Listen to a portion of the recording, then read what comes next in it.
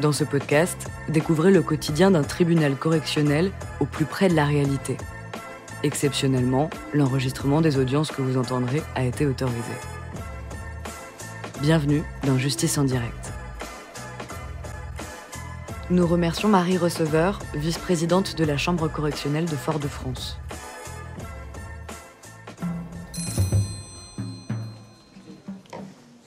Bien, bonjour à tous. L'audience est ouverte, vous pouvez vous asseoir. Alors, viennent à la barre toutes les personnes concernées par le dossier.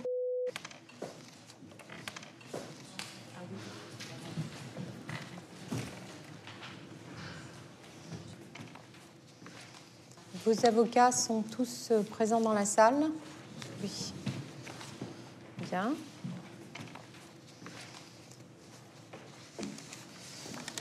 Madame Michel. Oui, c'est moi. Bien, madame, vous êtes renvoyée devant ce tribunal pour avoir, au Lamentin et sur le territoire de la Martinique, courant 2002, en employant des manœuvres frauduleuses, à savoir l'obtention d'une attestation acédique, tromper l'acédique pour la déterminer à vous remettre des fonds, ceci pour un total de 26 197,56 €. Madame Marie-Catherine, à vous, il vous est reproché, en vertu de la même ordonnance de renvoi, d'avoir au Lamentin sur le territoire de la Martinique, courant 2002, en employant des manœuvres frauduleuses, tromper l'acédique pour la déterminer à vous remettre des fonds, ceci pour un total de 12 355,40 €. Monsieur Thierry,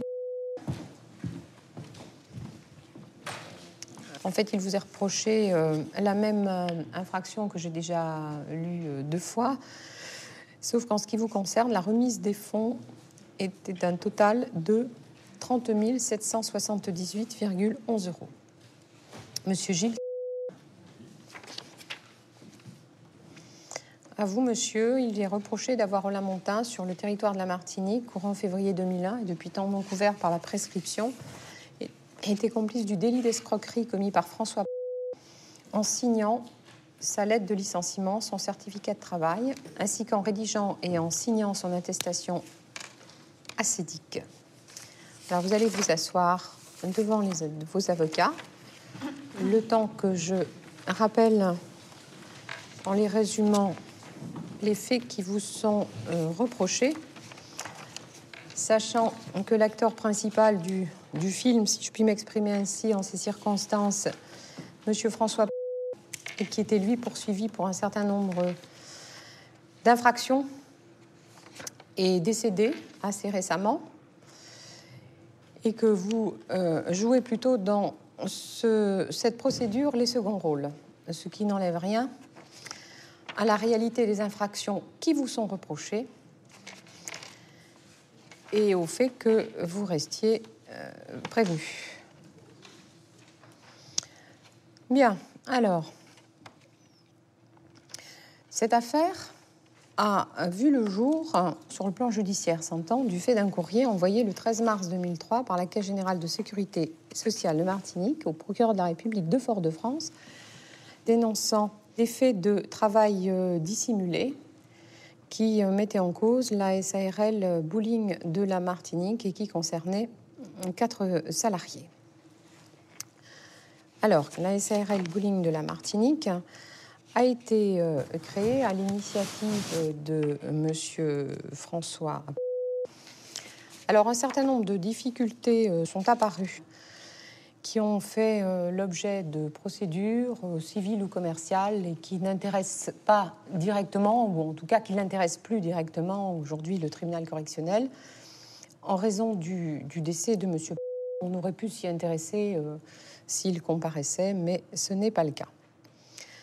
Ce qui reste aujourd'hui de ce dossier, c'est en définitive les infractions que j'ai reprises, qui vous concernent tous les 4, et qui finalement sont assez simples. Alors que vous n'étiez pas déclaré auprès de la Caisse générale de sécurité sociale de Martinique pour travailler ou avoir travaillé pour le compte de la SARL Bowling de la Martinique, d'une part, alors que celle-ci était déjà en état de on va dire, de cessation de paiement du fait de dettes commerciales. Vous avez fait l'objet d'un licenciement dans des conditions qui, justement, vous sont reprochées aujourd'hui. Pourquoi ? Parce que ce licenciement et la manière dont la lettre a été rédigée, puis l'attestation acédique, vous a permis à chacun de percevoir les montants que j'ai rappelés tout à l'heure. Madame, venez à la barre et donnez-nous vos explications.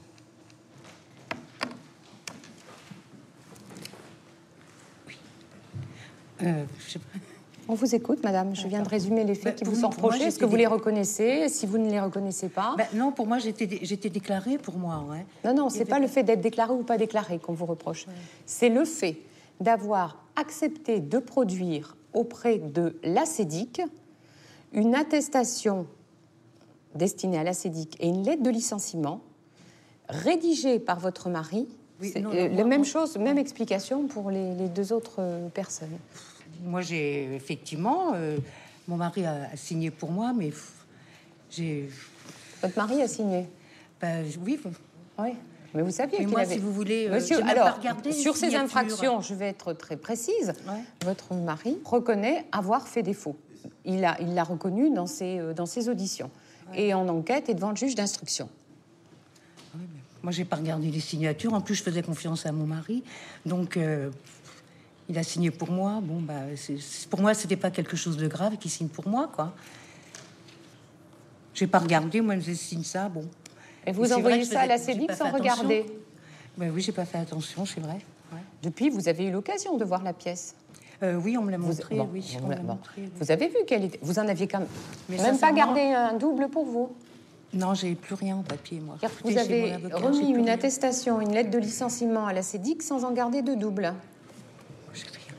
J'ai plus rien. En plus, quand j'ai déménagé, je suis rentrée en métropole après. Non, mais je ne vous parle pas des 2 dernières années. Les faits datent de 2000 et quelques. Je ne me rappelle plus, en plus. Ça fait 10 ans, je ne me rappelle plus exactement. Bon, votre position aujourd'hui, c'est de dire c'est mon mari qui m'a remis la lettre de licenciement et l'attestation acédique. Ça n'est pas contesté. Il le dit. Oui. Et vous dites votre moyen de défense aujourd'hui... J'ai pas regardé, je savais pas, j'ai remis à la CEDIC. Je peux pas dire autre chose parce que je crois que j'ai pas regardé, sincèrement. J'ai pas regardé les lettres, les signatures en bas. Sincèrement, j'ai pas regardé. Moi, j'ai remplir les petites cases là, puis c'est tout, quoi. Vous saviez quand même que ces documents, la lettre comme l'attestation, allaient vous permettre de percevoir des indemnités. Mais oui, mais pour moi, c'était un licenciement normal. On est expulsé. Donc, j'avais rien d'extraordinaire. J'étais à la sécurité sociale, j'avais été opérée. Donc, alors, parlez-nous un peu de la SRL Bowling de la Martinique. Oui. Vous saviez quand même que votre mari avait quelque chose à voir avec cette société. Bowling de la Martinique, oui. D'accord. Oui. Donc, qui vous remette la lettre de licenciement et l'attestation acédique n'est pas anormal puisqu'il est gérant. On est d'accord? Je sais rien. Vous n'avez rien? Non, mais je vous le dis, c'est pas anormal. Et vous n'allez pas jusqu'à vérifier qui est la personne qui établit ce document et qui le signe? Non, je sais pas. Donc vous ne vous ne lisez rien? Vous ne vérifiez rien? Non, mon mari avait l'habitude de faire toujours les papiers. Mais d'accord, madame. Donc, ça fait 40 ans que j'allais être mariée. On ne va pas... Aujourd'hui, monsieur François est décédé. Hein, on ne va pas... Non, je parle. D'accord, oui, faire comme s'il était seul responsable de tout dans ce dossier. Bien. Il a sa part, vraisemblablement, au regard, en tout cas, des pièces qui sont dans la procédure. Mais prenez aussi, les uns et les autres, vos responsabilités. Mais oui, mais j'ai pas l'impression d'en avoir, en fait, puisque... Moi, je vous dis, j'ai rien fait. Pour moi, j'avais rien fait de mal, quoi. Si, non, oui, je comprends l'histoire de la signature que vous me dites. Vous avez, si on adopte votre version d'aujourd'hui, vous avez accepté de produire auprès des acédiques une pièce, 2 pièces, la lettre plus attestation, sans vérifier quoi que ce soit de leur contenu. Puisque vous nous dites, mais j'ai même pas fait attention à... C'est pour le moins ce qu'on peut vous reprocher. Oui, j'ai pas regardé les signatures, c'est vrai. Oui. D'accord? Oui, tout à fait. Alors, pour autant, est-ce que ça constitue une infraction? Si on adopte votre version, c'est le tribunal qui en décidera ensuite, mais bon, voilà. Donc, madame, alors, revenons sur cette société, vous y avez travaillé combien de temps? Disons, 95 à 2003, 8 ans.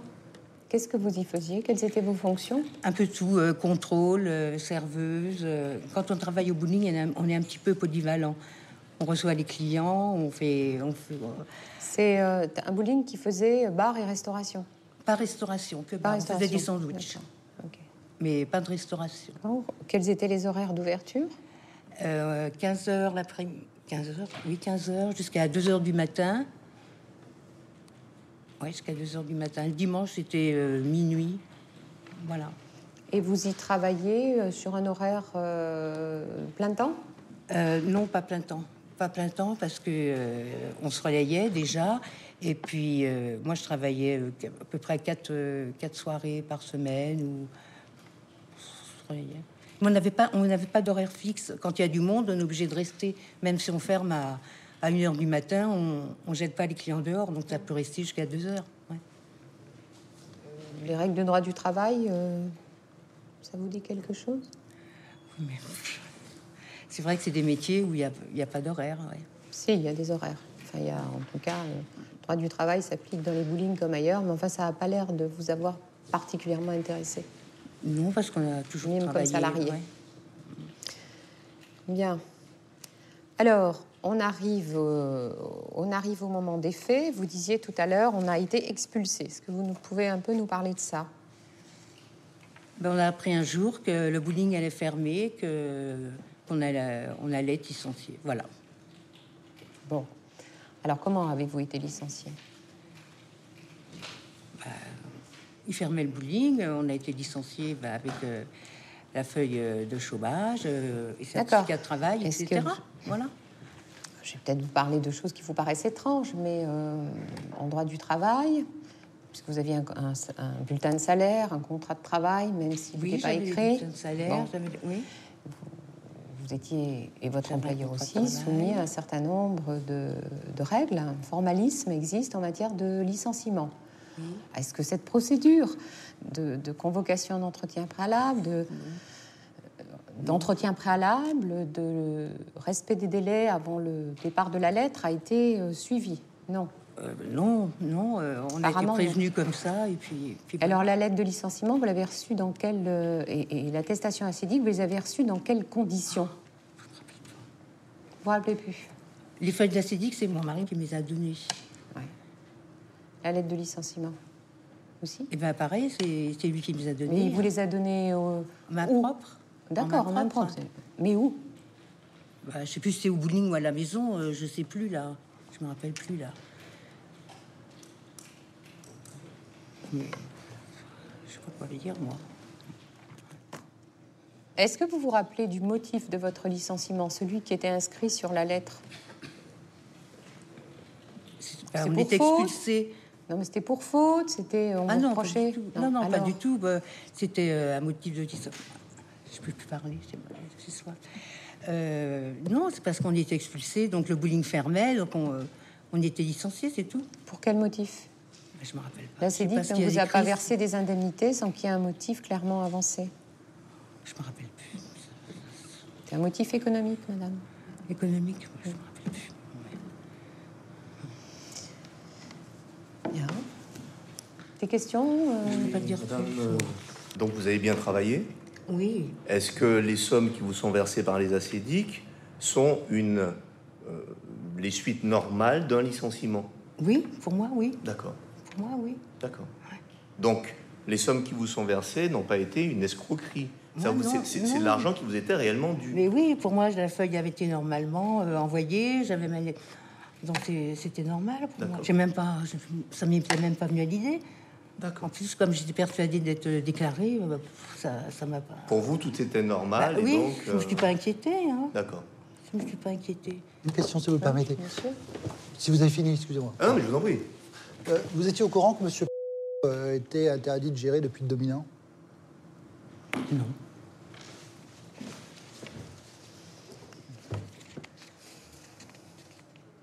Il a été condamné à 3 reprises, votre mari, pour des faits de fraude fiscale, de faux et d'escroquerie.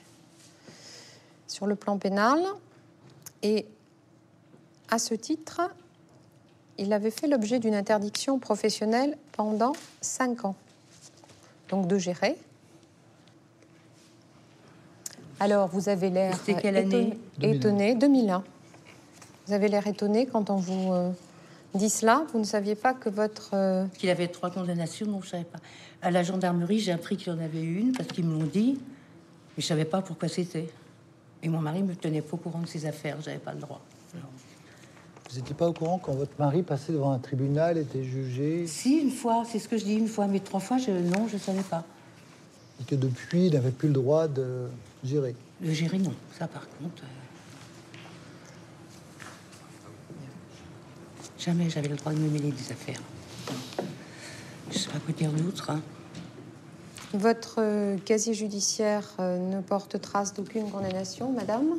Non. Quel était votre parcours professionnel depuis ce licenciement? J'ai pas travaillé. Vous n'avez Je pas me suis inscrite à la NPE. Et puis, j'allais... Mais j'étais trop âgée, apparemment. Et donc, j'ai pas retravaillé. Donc, vous avez vécu de vos indemnités acédiques?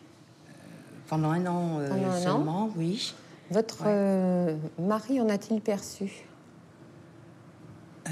François, est-ce qu'il en a perdu? Lui travaillait après... Je crois pas qu'il ait... Non, il en avait pas. D'accord. Il est rentré avec vous en métropole? Non, en fait, on était partis pour l'accouchement de ma... J'arrive plus à parler. Pour l'accouchement de ma fille au mois de novembre. Et mon mari s'est retrouvé à l'hôpital. On a découvert qu'il avait un cancer. Et donc, il est décédé 4 mois après. Voilà. Donc, lui, il n'est pas revenu ici. Et moi, je suis revenue ici pour partir, puisque je pouvais plus payer le loyer, je pouvais plus tout ça, quoi. Donc, je suis retournée dans ma famille en métropole. D'accord. Asseyez-vous, madame. Pardon. Madame Marie-Catherine. Bien. Les questions que je peux vous poser, les observations que vous pouvez faire concernent exactement le même objet. Alors, qu'est-ce que vous pouvez nous dire aujourd'hui sur votre travail au sein de la société Bowling de la Martinique, sur les conditions dans lesquelles vous avez été licencié, sur les conditions dans lesquelles on vous a remis l'attestation acédique et la lettre de licenciement, et enfin les conditions dans lesquelles vous les avez soumises à l'acédique pour percevoir des indemnités. Moi, j'ai été embauchée en tant que barman, serveuse. De quand à quand vous avez travaillé? Nous, c'était 94 jusqu'à 2002, 2003, je sais plus exactement. Donc vous avez été embauché dès l'achat du bowling parce qu'ils ont fait les travaux par votre père. Pour remettre tout en route. Et moi, je travaillais en métropole. Et puis, bon, je suis arrivée dans la foulée derrière. Et vous y restez jusqu'à votre licenciement? Voilà. En qualité de serveuse? Oui, c'était, comme m'a dit ma maman, c'était assez polyvalent. Parce que, bon... Mais moi, c'était plus la salle et le bar, mon rôle. D'accord. Vous saviez que vous n'aviez pas fait l'objet de déclaration à la Caisse générale de sécurité sociale en qualité de salarié et que vous, du coup, vous n'aviez droit à aucune indemnité, notamment en cas d'arrêt maladie? Moi, j'étais persuadée d'être déclarée. Je travaillais à temps complet. Les horaires, on les comptait pas. Les vacances non plus. mais si vous voulez, moi, je faisais complètement confiance à mon père. Jamais ça me serait venu à l'idée qu'il m'aurait pas déclarée, qu'il m'aurait pas protégée. Jamais j'aurais pensé ça. Comment dirais-je? Et maintenant que vous le savez, qu'est-ce que vous en pensez? J'ai de la haine. Pardon? Si c'est vrai, c'est de la haine. J'ai de la haine contre mon père maintenant. Si c'est vrai, s'il m'a pas déclaré, j'ai de la haine contre lui. C'est pas facile. C'est pas facile. Je me sens trahie. Vos horaires de travail étaient variables? Non, c'était fixe. Moi, je travaillais la nuit. Je travaillais de 19h jusqu'à la fermeture. D'accord, jusqu'à 1h, 2h du matin? Oui. D'accord. Donc la société connaît des difficultés, on en a parlé, notamment du fait de dettes commerciales. Dites-nous comment s'est passée pour vous cette période, comment vous avez vécu cette période Et dans quelles conditions, je vous l'ai demandé tout à l'heure, vous ont été remis les documents qui vous ont permis de percevoir les indemnités acédiques? Moi, je me rappelle du jour où on allait pour aller travailler au bowling. Et là, on a trouvé porte close avec les banderoles, enfin, vous savez, les... Bref. Et donc, mon père nous a appelés dans la foulée en nous disant que le bowling avait été fermé par décision judiciaire. Alors, il vous a appelé, il était où? Physiquement, concrètement? Je m'en rappelle plus, je sais plus. Nous, on était pas dans le bowling, puisqu'il était... Non, on était rentrés chez nous, et puis on a appelé mon père pour dire que le bowling était fermé, qu'il y avait des scellés, et qu'on ne pouvait pas rentrer, quoi. Et donc, il vous appelle, et puis... Honnêtement, je me rappelle plus vraiment de la conversation, mais bon, après, ça, je me rappelle plus beaucoup de cette période-là, parce que déjà c'est loin, et puis c'est vague, quoi. Parce que moi, si vous voulez, quand mon père disait quelque chose, on le faisait d'office. On réfléchissait pas, on le faisait. Sinon, ça faisait des histoires pas possibles. Donc, on faisait ce qu'il disait, quoi. Et puis, pour la remise de papier, il me l'a remis en main propre. Mais je crois qu'on était chez nous, il me semble, qu'il nous l'a déposé à la maison. Pour qu'on aille aux acédiques déposer les papiers. Et c'est vrai que comme ma mère, j'ai pas du tout regardé la signature, j'ai pas ouvert l'enveloppe. Et quand je suis arrivée aux acédiques, j'ai pris ce qu'il y avait dans l'enveloppe et j'ai donné à la dame. Sans faire de feu, sans regarder, sans j'ai faire pas de regardé. Je faisais confiance à l'époque à mon père. C'est moi, depuis que je travaille pour mon père. J'ai commencé à travailler pour lui à 19 ans quand on était au bowling de Tours. J'ai jamais, si vous voulez, c'est difficile pour moi parce qu'en fait, si vous voulez, il a toujours été mon père et mon patron en même temps. Donc moi, je ne discutais même pas, je faisais ce qu'il me disait. Et jamais, je vous dis, je faisais complètement. Quand vous avez récupéré ces documents dont vous dites, ils étaient sous enveloppe. Oui, enfin, les enveloppes, elles n'étaient pas fermées, scellées, elles étaient ouvertes. Effectivement, j'aurais pu regarder et m'intéresser au papier, mais même pas. Sur le coup, je n'ai même pas regardé. Quand vous apprenez que vous êtes interpellé par les enquêteurs et que vous êtes interrogé, à quoi vous pensez? C'est un choc. J'ai pas compris pourquoi j'étais. Au début, je pensais être convoquée comme témoin, et je me retrouve en garde à vue. Ça a été le choc de ma vie. Je crois que même à l'heure actuelle, je m'en suis pas encore remise. En plus, je savais pas si les gendarmes me disaient la vérité, ce qui était vrai, ce qui était faux. J'étais complètement paumée. Complètement. Et le problème, c'est qu'il y a les 3/4 des informations qu'on me demandait, j'étais même pas au courant. Je savais pas. Alors, c'était encore plus problématique parce que je les avais encore plus sur le dos. Bien. Sur les faits, des questions, monsieur le procureur? Une question, madame. Vous avez été licenciée? Est-ce que vous avez été licenciée? Oui. Vous avez eu un chèque de licenciement? Non. J'ai été au SACIDIC et ça a compté. J'ai eu après les remboursements à la SACIDIC. Mais du fait d'un licenciement, vous avez normalement... Enfin, c'est pas les ACDIC qui payent le licenciement. Oui, non, mais je voulais dire... Un solde de tout compte, un oui, chèque mais le pour solde de tout compte. Mais en même temps, il y a une procédure économique. Oui, c'est ça. Dans le cadre d'une procédure économique, vous aviez le droit à des indemnités. Je savais pas. Donc vous n'en avez pas eu? Bah non. Non, bon. Pas d'autres questions. Des questions? Moi, j'ai une question, oui, s'il vous plaît, Madame le Président. Alors, je voudrais que vous précisiez, Madame, vous avez dit que vous pensiez être déclarée. Et d'ailleurs, vous avez indiqué dans le cadre de l'instruction que vous êtes tombée enceinte. Oui. Est-ce que vous avez perçu des indemnités de la sécurité sociale? Oui, tout à fait, j'ai eu aucun problème. Donc pour moi, ça coulait de source que j'étais déclarée. De la même manière qu'on peut s'étonner que la CEDIC ait versé des indemnités sans aucune difficulté alors qu'il n'y avait pas eu de paiement des cotisations. Mais parce que dans les caisses, que ce soit la Caisse générale de sécurité sociale comme la CEDIC, et il n'y a pas de lien entre, d'une part, le service qui enregistre les cotisations et celui qui verse ce qui est dû. Voilà. J'ai pas dit que c'était normal, mais j'ai dit que je constate. Les deux services ne sont pas en lien. Et c'est pour ça que Madame pensait être affiliée aux organismes à juste titre. Oui, je comprends bien le sens de votre question, mais c'est d'une grande banalité. Voilà. Ce mode de fonctionnement. Hélas. J'avais encore une question, simplement. Oui. C'est une question que j'ai posée tout à l'heure à votre mère. Vous saviez que votre père était interdit de gérer depuis 2001? Non. Vous Je ne viens de l'apprendre là, ça m'a saviez fait, pas qu'il était passé devant le tribunal correctionnel, Non, etc., non. etc. Non. Pour lui, tout allait toujours bien. Donc, je peux pas, j'en savais rien. Pas d'autres questions. Bien. Alors, s'agissant des éléments, si plus personne n'a de questions sur les faits, de personnalité, le casier judiciaire de madame est vierge de toute condamnation. Que faites-vous depuis ce licenciement, madame? Moi, je me suis retrouvée donc au chômage, à NPE, toujours. J'ai essayé de faire des formations parce que je trouvais pas d'emploi. En bowling de Martinique, il n'y en avait qu'un. Donc, moi, je suis spécialisée là-dedans, mais bon, comme il n'y en a plus, j'ai essayé de chercher ailleurs, mais bon, pas évident. J'ai essayé de faire dans la mosaïque, j'ai essayé de faire plein de trucs. Bon, ça n'a pas marché parce que bon, on est en crise. Donc, vous n'avez pu retrouver d'emploi de salaire fixe, depuis les faits. non, jamais. Non. Donc, de quoi vivez-vous? Mon mari étant artisan, on vit avec ça et moi, je continue à chercher de mon côté.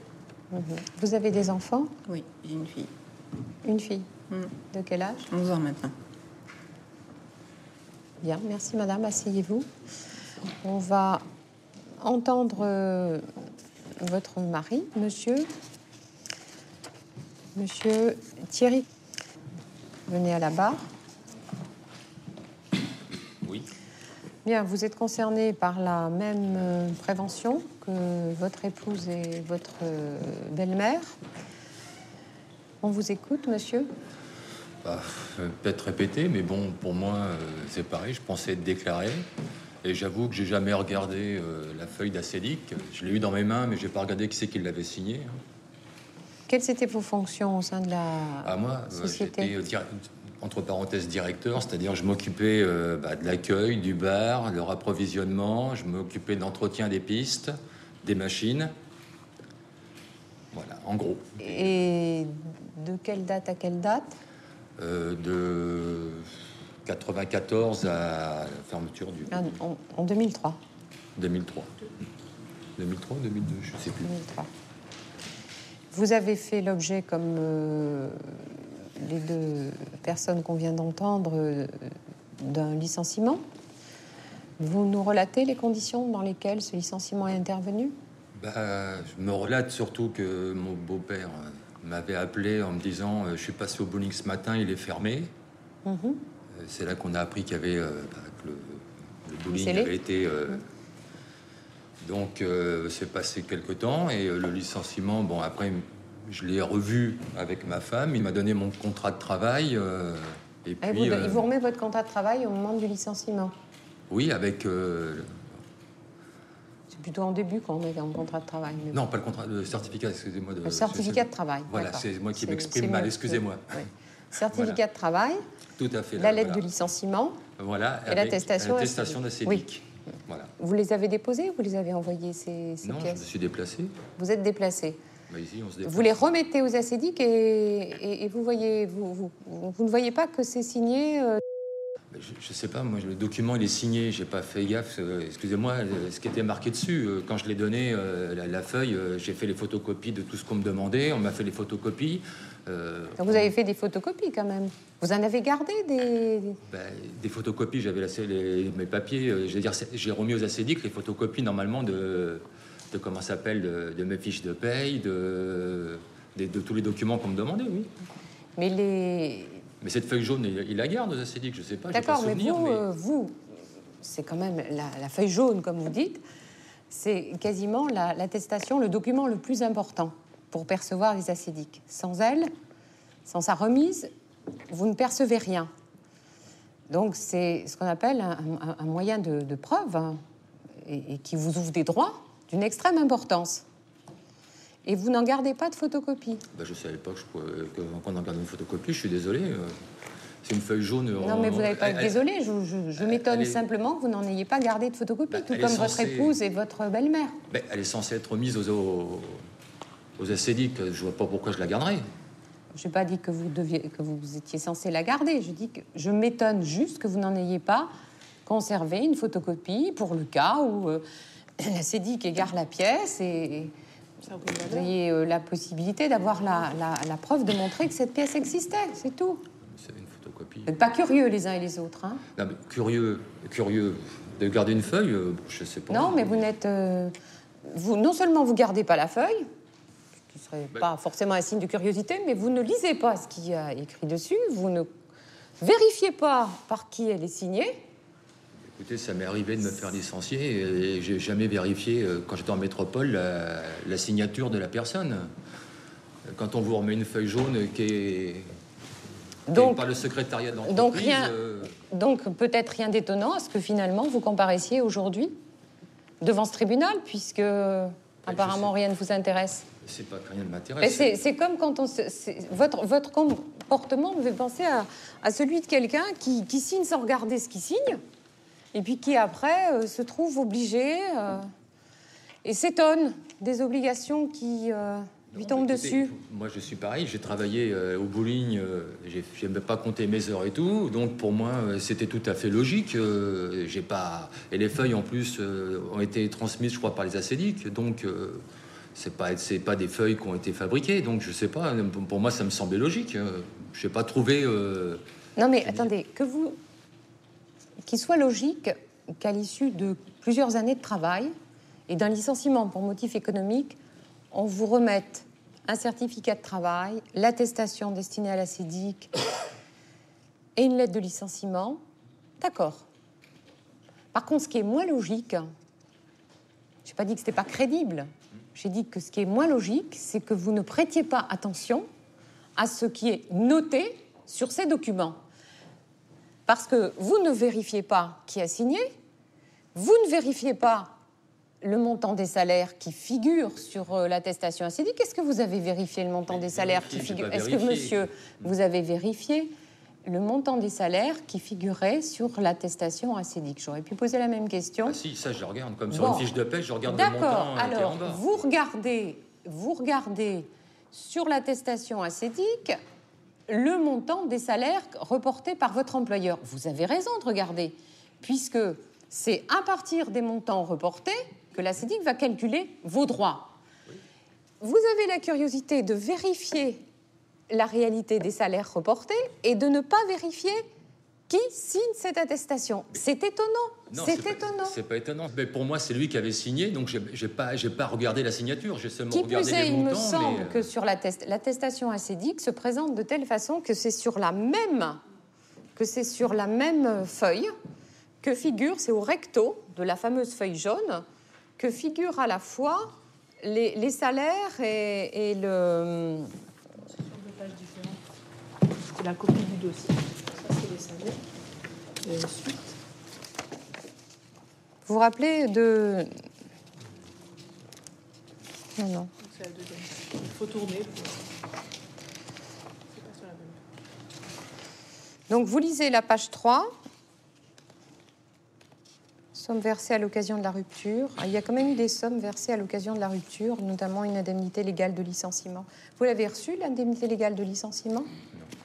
Parce qu'il est noté que vous percevez, là, je vois 2 499 €. J'en ai jamais vu la couleur. Bon, on relève quand même que la feuille sur laquelle figure, le feuillet sur lequel figure le montant des salaires, ça, vous le regardez. Comme sur une fiche de paie, je regarde le montant en bas. Alors, monsieur, votre casier judiciaire ne porte trace d'aucune condamnation. Pour en venir aux éléments de personnalité, on sait par votre épouse que vous avez un statut d'artisan actuellement. Auto-entrepreneur. Auto-entrepreneur, ouais. Et dans quelle branche d'activité? Un peu le bâtiment, je veux dire, dans la construction de decks, je dirais de carbets. Je fais des choses dans ce style-là, dans tout ce qui est bois, voilà. D'accord. Depuis combien de temps? Je fais ça depuis 5 ans maintenant. D'accord. Vous avez perçu les indemnités acédiques et puis vous avez créé votre entreprise. J'ai été obligé de me retourner pour faire vivre ma famille, donc j'ai fait différents petits boulots au départ. Et puis après, j'ai essayé de trouver quelque chose de plus stable pour subvenir aux besoins de ma famille. Vous avez créé cette entreprise. Quel est votre bénéfice annuel? Oh, pas terrible. Mais encore? J'arrive à toucher à peu près entre 1200 et 1500 euros par mois, voilà. Bien, des questions sur la personnalité non plus? Asseyez-vous, monsieur. Alors, on reste à monsieur Gilles. Venez à la barre. Oui. Alors, vous n'êtes pas... Bonjour, monsieur. Vous n'êtes pas du tout concerné par la même infraction que les autres. En oui. tout cas, pas tout à fait dans les mêmes termes. Dites-nous quels étaient vos liens avec monsieur, respectivement avec la SARL Bowling de la Martinique. Avec la bowling de la Martinique, j'avais aucun lien du tout avec lui, au niveau du bowling de la Martinique. Et moi, c'était le beau-père de mon frère. D'accord. Tout simplement. Alors, on va aller droit au but. Oui. Hein? Vous savez que monsieur François, lorsque les choses ont mal tourné pour lui et pour sa société, a produit auprès de l'ACEDIC des documents provenant de 3 sociétés différentes aux fins de pouvoir percevoir des indemnités. Il en a produit pour le compte SARL Bowling de la Martinique. Il en a produit pour le compte d'une entreprise qui était censée faire de l'importation et de la commercialisation de vins des Pays de Loire, qui s'appelle SARL Inter-Exter Antilles. Et enfin, il a produit des attestations ACEDIC pour le compte d'une société dans laquelle j'étais gérant. Vous avez quelque chose à voir. Oui, hein, tout à fait. vous en étiez gérant. Et vous savez aussi que ce qui vous est reproché... Oui. Enfin, ce serait d'avoir... Ce qui vous est reproché, c'est d'avoir... fourni une feuille... rempli, signé voilà. Les documents Tout à fait, qui lui permettaient à lui, qualité de salarié, de percevoir des indemnités ACEDIC, oui. Sachant, et vous l'aviez dit pendant l'enquête, que vous n'aviez jamais travaillé pour moi. Travaillé pour vous. Oui, donc aucun lien, a priori, sinon, comme vous l'avez rappelé, que vous êtes le frère de son gendre. Le frère de son gendre, tout simplement. C'est ça. Voilà. Bon. Alors, vous avez... d'abord, quelle est votre position à présent sur les faits qui vous sont reprochés? Est-ce que vous les reconnaissez ou est-ce que non, parce que moi, je n'ai jamais embauché monsieur François. Donc, je ne vois pas pourquoi j'aurais fourni des documents s'il n'avait pas travaillé pour moi, quoi. Alors, vous savez qu'il y a une expertise graphologique dans ce dossier. Bah oui, je sais, mais j'ai jamais vu ces documents, moi, personnellement. On ne les a jamais montrés, donc... Expertise graphologique qui vous désigne comme étant... oui, c'est ce qu'on m'a dit, mais c'est pareil, c'est le juge qui me l'a annoncé. Le rédacteur et le signataire de tous ces documents. Ah oui, mais c'est... Moi, je peux même pas vous dire, je les ai jamais vus, ces pièces-là, madame le juge. Il suffisait de demander, Dieu sait que ça se fait, cette juridiction, copie du dossier.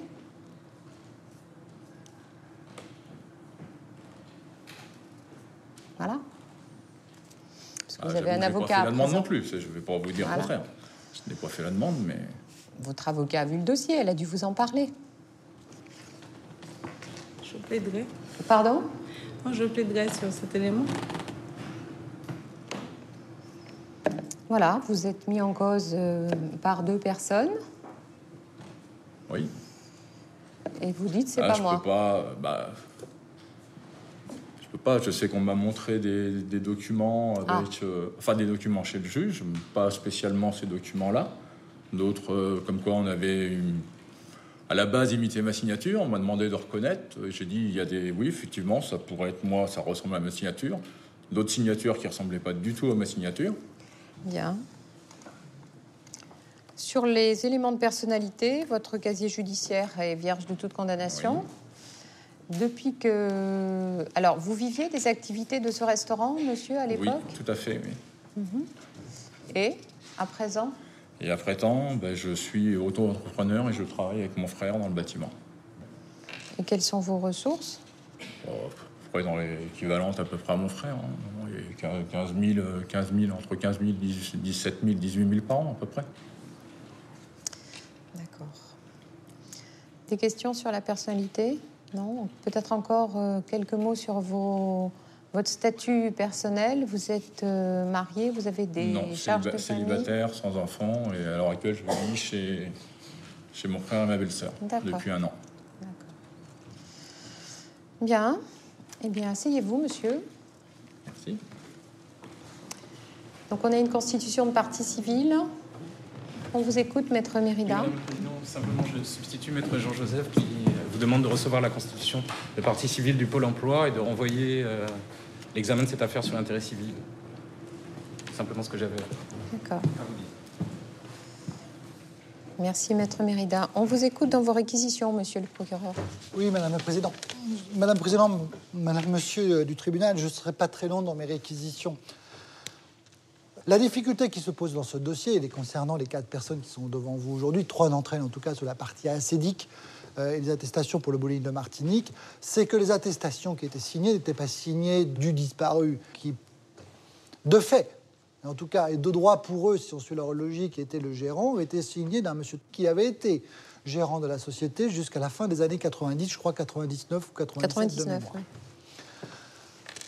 Donc, la personne qui signait ces documents n'avait pas le droit. Alors, on pourrait se dire, c'est peut-être une erreur, une malencontreuse inadvertance, ou je ne sais quoi encore, en la matière. Les choses sont plus compliquées. D'abord, on sait que dans toutes les procédures qui concernent la société Bowling, les céréales Bowling de Martinique, tous les documents qui ont pu être produits à l'occasion de procès, des administrations, etc., étaient globalement des faux. La société, et en tout cas M. François, s'était spécialisé dans la fabrication du faux. Ou du faux ou de la fausse déclaration. Surtout, ce qui est intéressant dans ce dossier, c'est qu'on sait que depuis 2001, monsieur est interdit de gérer. Alors, c'est là où je dis les histoires de famille sont curieuses. Vous avez votre mari qui passe devant le tribunal correctionnel 3 fois. Je dis bien 3 fois dans la même année en 2001. Pour fraude fiscale, fraude en tout genre, etc. Où il est condamné à une peine pénale importante, d'une part, et surtout à une interdiction de gérer. Vous avez son épouse qui vous explique « Je n'étais pas au courant que mon mari avait été jugé à 3 reprises par le tribunal correctionnel. » La fille non plus. Parce que c'est ça la ligne de défense qu'on fait aujourd'hui. C'est tout le monde joue l'ignorance complète. Alors je veux bien que comme monsieur est décédé aujourd'hui, il est aisé de dire que globalement c'est lui le responsable de tout, mais quand même, il faudrait peut-être arrêter de penser que globalement un tribunal peut croire à peu près tout et n'importe quoi. La question qui se pose aujourd'hui, c'est de dire, mais pour avoir leurs droits, ils savaient très bien qu'il fallait faire une chose, il fallait sortir des faux.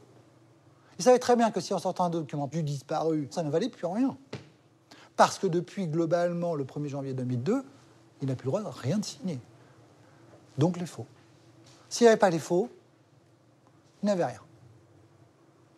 Donc là, aujourd'hui, la question qui se pose pour son épouse, qui elle, manifestement, dans ses déclarations, en tout cas, c'est ce qu'elle essaie de vous faire croire, elle est au courant de rien, elle sait très bien une chose, c'est que sans ça, elle n'avait rien. Sa fille est exactement dans la même situation. Sans ça, il n'avait rien. Pas de faux, pas d'indemnité. Donc, pour ma part, s'agissant de réquisition de fonds, outre la culpabilité, je requiers pour chacun, et là, en prenant en compte la distance et le contexte, je requiers pour chacun d'entre eux, en tout cas pour Madame mère, Madame fille, et Monsieur Thierry pour les faits de salarié, une peine de 4 mois d'emprisonnement avec sursis, et pour Monsieur Gilles, une peine de 2 mois d'emprisonnement avec sursis. Merci, monsieur le procureur, pour ces réquisitions. Alors, la défense, dans l'ordre qui vous conviendra. Mesdames, messieurs. J'interviens aux intérêts de monsieur Gilles. Donc, il est reproché effectivement à monsieur d'avoir aidé monsieur François en signant 3 documents. Je dois rappeler effectivement que dans ce dossier, monsieur Gilles n'était pas assisté lors de l'instruction et peut-être effectivement il aurait pu demander une contre-expertise puisqu'il n'était pas d'accord avec les conclusions de l'expert. Il ne l'a pas fait, mais je pense que aujourd'hui, ce ne sera même pas nécessaire, compte tenu des éléments que je développerai dans le dossier. Vous constaterez effectivement que cette expertise ne pourra absolument pas être prise en compte par votre tribunal. Alors, monsieur, lorsqu'il a été interrogé tant en garde à vue, mais aussi devant le juge d'instruction, il a indiqué qu'il n'avait effectivement signé aucun des documents qu'on lui reprochait d'avoir signé pour permettre à monsieur qui est décédé d'escroquer les ascédiques. En tout cas, une expertise graphologique est diligentée par le juge d'instruction et l'expert qui a été interrogé conclut sans équivoque, et c'est là le plus important, c'est que l'expert dit que la signature qui se trouve sur les statuts de la Sarl, Inter, Exter, Antilles est la signature de M. Gilles. Or, et cela, vous devez absolument prendre cet élément-là en compte, M. François, tout au long de l'instruction, a toujours indiqué qu'il était le seul à avoir signé ce document. Dans l'ordonnance de renvoi, effectivement, il est indiqué, il reconnaissait avoir signé lui-même les statuts de la Sarl, Inter, Exter, Antilles et fait usage de ce faux en l'espèce en déposant ces statuts au registre du commerce et des sociétés de Fort-de-France en vue d'obtenir l'immatriculation de cette société. Alors voilà quelqu'un qui est renvoyé par le juge d'instruction sur la base de ses déclarations, parce qu'il a toujours indiqué qu'il était le seul auteur de cette signature devant votre juridiction pour avoir fait ce faux. Et en même temps, vous avez une expertise graphologique qui dit non, non, non, c'est la signature de M. Gilles. Alors, comment pourrez-vous vous baser sur cette expertise graphologique pour aujourd'hui condamner cet homme pour avoir été complice de l'escroquerie de M. François? Alors, je plaide pour sa cause la relaxe pure et simple. Et effectivement, je vous demande d'écarter les conclusions de cette expertise graphologique qui me semble effectivement être une expertise qui ne peut être prise en compte dans ce dossier. Ce sont les observations que j'avais à faire dans l'intérêt de M. Gilles. Oui, merci, Maître Vadeleux. Qui prend la parole ?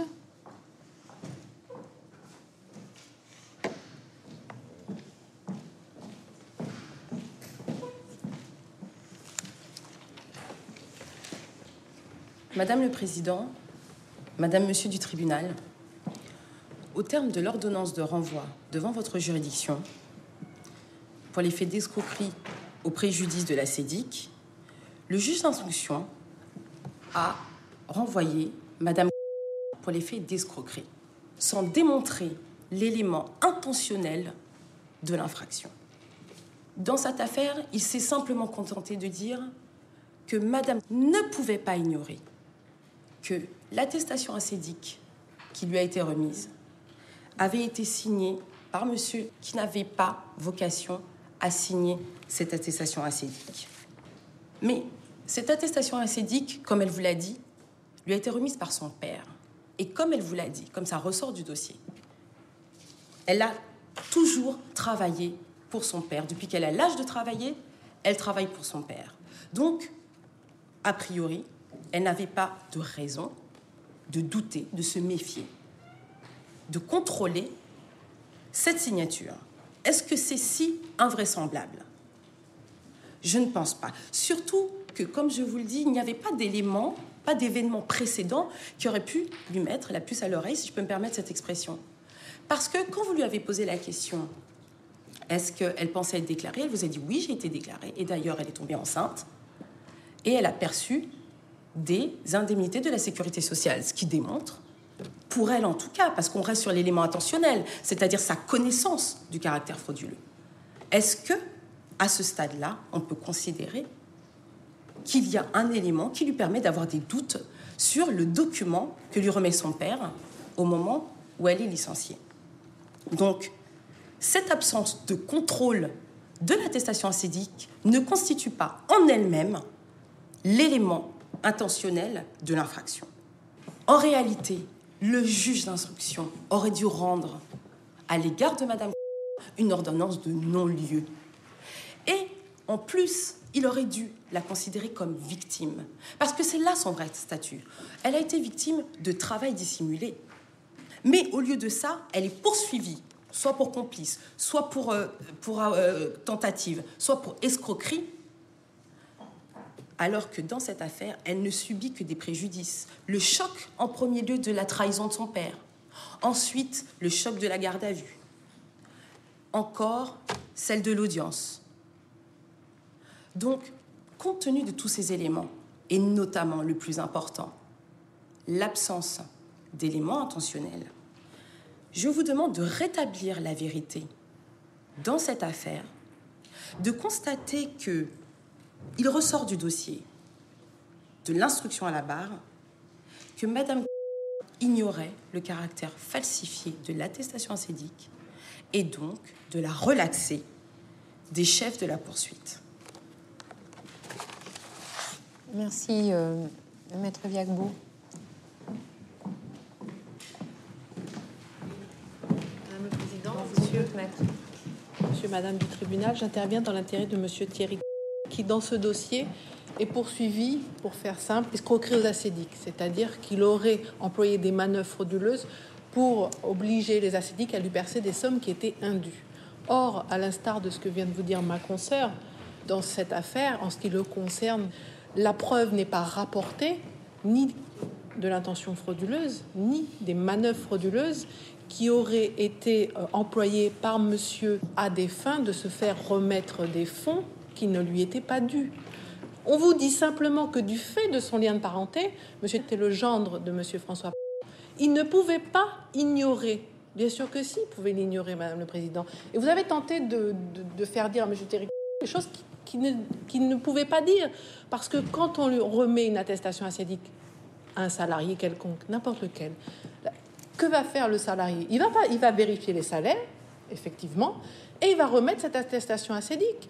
Pour lui, il sait qui est son employeur lui remet l'attestation acédique, il vérifie le montant des salaires, il ne va pas vérifier qui a signé, puisque pour lui, c'est forcément monsieur qui a signé. Il n'y a pas de doute. Il ne savait pas, monsieur le procureur a essayé de laisser penser qu'il pouvait savoir qu'il y avait une interdiction d'exercer, donc c'est la raison pour laquelle son nom ne pouvait pas apparaître sur l'attestation acédique, mais personne ne savait, même pas sa propre épouse. Donc comment le gendre aurait pu savoir que ce dernier avait une interdiction d'exercer ? D'autant plus que quand on lui remet cette attestation acédique, pour lui, elle est de droit, puisque le licenciement n'est pas un licenciement de complaisance, puisque le bowling ferme. Il y a une raison réelle et sérieuse de son licenciement. Motif économique, fermeture définitive de l'établissement. Il a travaillé pendant 6 ans, il avait un poste, il avait des bulletins de paie. Donc pour lui, la situation est normale. C'est ce que tout le monde vous a dit aujourd'hui. Pour nous, c'était normal. Et c'est d'autant plus normal qu'on travaillait en confiance. On était en famille. Donc on avait d'autant moins de raisons de douter. Quand on dit que c'est du fait du lien de parenté qu'il ne pouvait pas ignorer, moi je renverserai cet argument en disant que c'est justement parce qu'ils travaillaient en famille qu'ils ne se sont pas posés davantage de questions. Peut-être que si ça avait été des étrangers les uns aux autres, ils se seraient davantage posé des questions, mais ils étaient en famille, ils travaillaient en famille. Donc monsieur, en toute bonne foi, a remis son attestation acédique en pensant qu'il avait légitimement le droit de percevoir ses acédiques. Un salarié lambda qui n'aurait pas vérifié la réalité du signataire de son attestation acédique, on ne viendrait pas lui reprocher. Alors pourquoi venir reprocher à monsieur Thierry sous prétexte que celui qui a fait cette falsification était son beau-père? On ne peut pas demander plus. Il ne peut pas avoir une responsabilité pénale accrue, aggravée, sous prétexte que la personne qui lui a remis cette attestation acédique était son beau-père. Donc vous voyez bien que vous n'avez aucun élément permettant d'entrer en voie de condamnation. Donc je vous demanderai simplement, purement et simplement, de relaxer monsieur Thierry des chefs de la prévention, parce que vous n'avez pas les éléments pour le condamner, tout simplement, Madame le Président, Monsieur le tribunal. Merci, Maître. Nous vous écoutons, Maître Sénard. Oui, Madame le Président, Madame, Monsieur du tribunal, ça n'est pas parce que nous sommes dans le cadre d'une famille que d'un seul coup, les éléments de preuve doivent être occultés. Ça n'est pas à Madame d'apporter la preuve que son mari ne lui a pas parlé du fait qu'il lui était interdit de gérer. Il me semble jusqu'à présent que les décisions des tribunaux correctionnels sont notifiées, quand ils sont présents d'ailleurs, à ceux qui font partie de la procédure, les prévenus, et non pas à la famille. Et je me rappelle l'adage de Loisel qui disait en matière de mariage, trompe qui peut. Non pas pour dire qu'il y avait une tromperie graveleuse, mais pour dire que quand on était dans le cadre du mariage, on essayait de se présenter sous le meilleur jour possible. Ceci étant dit, vous avez cette personne qui a travaillé, mais alors je voyais ce qu'elle avait mentionné au niveau du travail. Elle était directrice animatrice, ce qui englobe un peu tout. Ménage, service, accueil de clients, accueil de soirée et bien d'autres. Voilà une personne qui vient à la barre vous indiquer « Mais moi, je ne comptais pas mes heures. C'est une salariée. » Quel est l'élément générateur des indemnités et des allocations chômage? C'est le fait d'avoir travaillé. Est-ce que parce qu'une entreprise ne va pas déclarer ses salariés, on va leur interdire de toucher les allocations chômage? Mais ce sera absolument épouvantable. Parce que les 10 salariés auraient eu une double peine. Et sur le plan du droit social, Dieu merci, on en est encore au fait que quand un employeur ne déclare pas sa salariée, c'est l'employeur qui est responsable. Même quand des entreprises déposent le bilan et qu'elles n'ont pas les moyens de régler les salariés, il a même été prévu l'assurance garantie des salaires, les AGS. Donc, il ne faut pas faire grief à des salariés d'un certain nombre de manquements de leur employeur. Moi, je vois que j'ai une dame de 63 ans, bientôt 64, même si ça ne se dit pas, madame, qui a travaillé toute sa vie, qui avait confiance en son époux. J'entendais tout à l'heure qu'on voulait leur faire grief de s'en prendre à quelqu'un de décédé. Moi, j'ai demandé à madame comment est-ce qu'il était. Elle m'a dit, mais il était très bien, mon époux. Il était très bien. J'avais pas de souci avec lui. Et ça arrive. Il y a une multitude de personnes avec des casiers judiciaires dont la famille n'est absolument pas informée. Il y a une multitude de personnes avec un casier judiciaire qui sont de bons époux et de bons pères. Donc qu'on ne vienne pas me faire croire que parce qu'il a 3 mentions sur un casier judiciaire, d'un seul coup, toute la famille aurait dû être informée, et puis qu'on aurait dû se dire, il me donne un papier, bien évidemment, il faut que je fasse expertiser la signature et que je regarde de manière très précise qui est mentionné. Non. Non. Donc, je pense véritablement, et ça n'est pas une faveur que je vous demande, c'est pas au bénéfice du doute, mais c'est avec une analyse juridique du dossier qu'il est possible d'indiquer à Mme ainsi qu'à ses enfants et à ceux qui sont présents ici, purement et simplement qu'eux n'ont pas fauté. Il faut regretter encore une fois le décès de monsieur, mais là, il ne peut rien.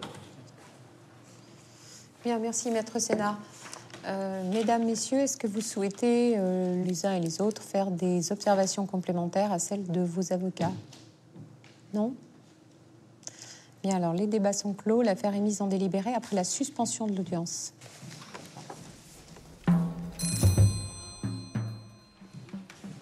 Bien. L'audience est reprise.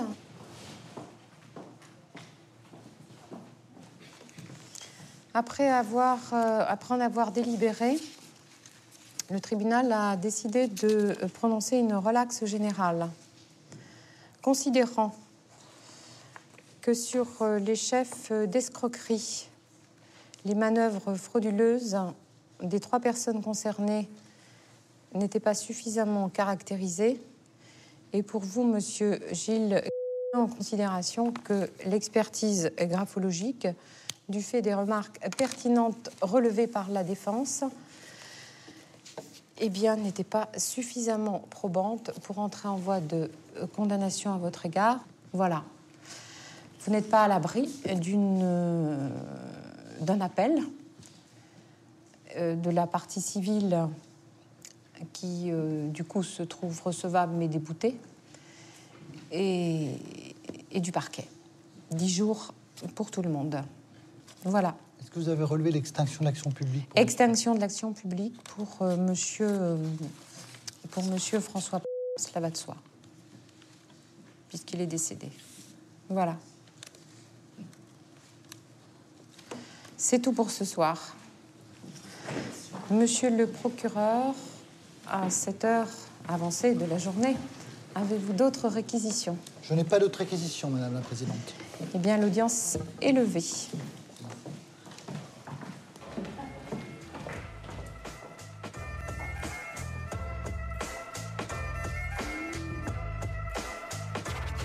Vous venez d'écouter Justice en direct. Si vous avez aimé ce podcast, vous pouvez vous abonner sur votre plateforme de podcast préférée et suivre Initial Studio sur les réseaux sociaux. Justice en direct est une coproduction Initial Studio et Morgane Productions. Ce podcast est une adaptation de la série documentaire En direct du tribunal, produit par Morgane Productions, écrit par Samuel Luret et réalisé par Nathalie Kawam. Production exécutive du podcast, Initial Studio. Production éditoriale du podcast, Sarah Koskiewicz. Montage, Camille Legras. Musique, La Grande Table. Illustration, Paul Grelet. Avec la voix de Pauline Josse.